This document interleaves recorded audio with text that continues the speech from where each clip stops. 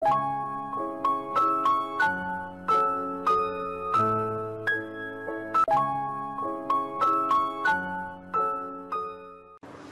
friends, I am CA Divya Bansal, and in today's webinar we will be discussing about the changes in requirement for registration in GST. What has led to these changes? Now the procedure for applying for the registration in GST had been made a bit more difficult. Now there are more procedural formalities and more verification required. But prior to such discussion, if in case, my dear friends, you have not subscribed my channel, then please do subscribe my channel Tax Without Tears. Along with this, click on to the bell icon so that you are able to get the regular GST information. Apart from this, you can follow me on Facebook, LinkedIn and Twitter. Now coming over to today's topic, but have you ever wondered that how do I keep myself updated about the GST? All the recent circular, the case laws, all the material about the notification or the portal changes or any new feature which is being uploaded on the portal. My dear friends, for keeping myself updated, I have purchased a subscription of VIL GST, that is VAT Infoline. It is a very good subscription as it provides you all the details at one place. They will be regularly sending you all the emails as and when any new circular or notification or any case law or any new feature is being added on the portal, so that you are able to keep yourself updated. The best part is that especially for the Tax Without Tears viewers, they have offered a special discount and a very good discount. Now you must be wondering, how do we go on to the product? How can we avail the discount? For this, you can send me a mail on the below mentioned mail ID so that I can provide you with the coupon, that is the discount coupon, and once you get that discount coupon, you will be contacting the required concerned person and there you can purchase the subscription. Now coming over to today's topic about the registration difficulties.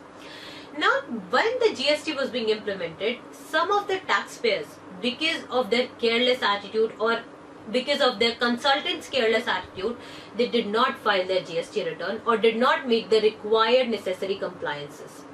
Now in this scenario, what happened was the proper officer or the concerned GST officer, they cancelled their registration despite the fact that that particular person was already continuing their business.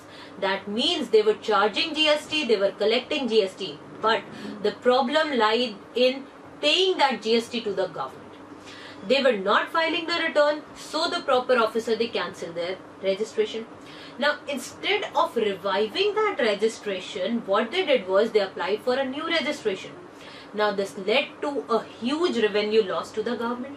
Why? Because say suppose if you have not filed 6 months return and you had in that 6 months you have made a sale of suppose 6 crores. Now since you have made the sale and you are not paying the corresponding tax to the government and this registration is being closed, so that amount of tax on that sale of 6 crore, it is the loss to the government. Now what you have done is, instead of reviving that particular registration and paying that required amount of taxes, you have applied for the new registration. So the same concern, it is being addressed in this circular. In first paragraph, that is in initial paragraph, what they state is that recently a large number of registration has been cancelled by the proper officer under the provision of section number 29 when read with rule number 21 on account of non-compliances of the said statutory provision. But they still are continuing their businesses. But instead of applying for the revocation of the cancellation, that is reviving back their earlier registration, what they have done is, instead such persons, they are applying for the fresh registration. And this fresh registration application is hindering or impacting the government's revenue. So this was the major concern or objective behind issuance of this circular.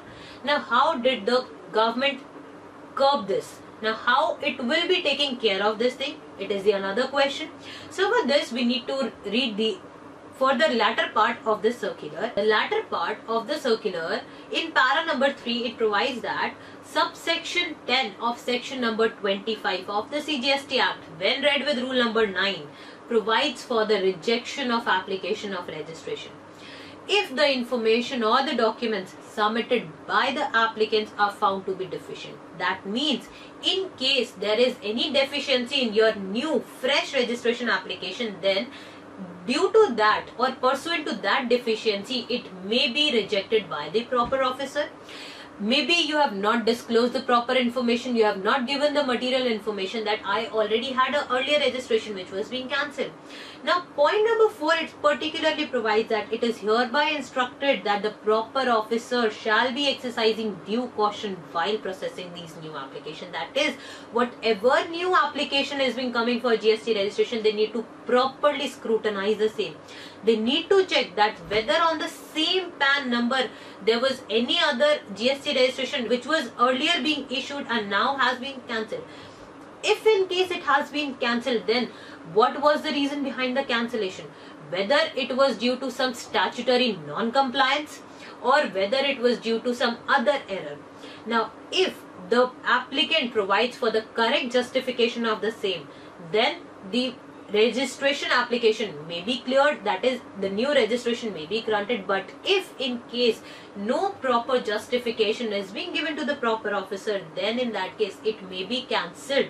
And the same has been given in the last paragraph. I'll read the same for you. The last line of the last paragraph provides that it is advised that where the applicant fails to furnish a sufficient convincing justification, or the proper officer is not satisfied with the clarification or the document submitted, his application for the registration may be considered for rejection. So my dear friends, I hope that you must have found this video useful.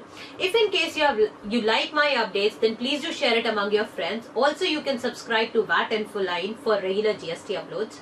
Thank you.